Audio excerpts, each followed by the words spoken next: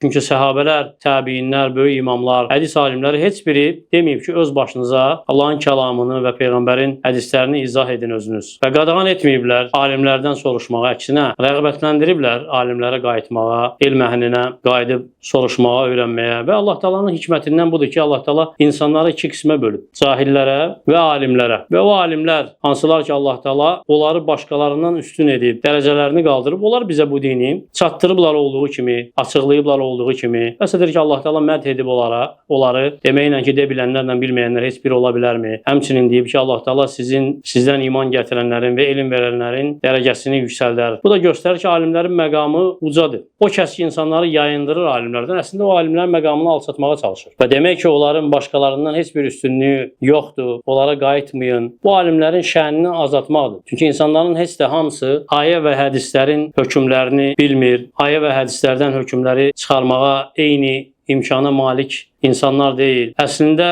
belə demək özü Quran və sünnəyə ziddir.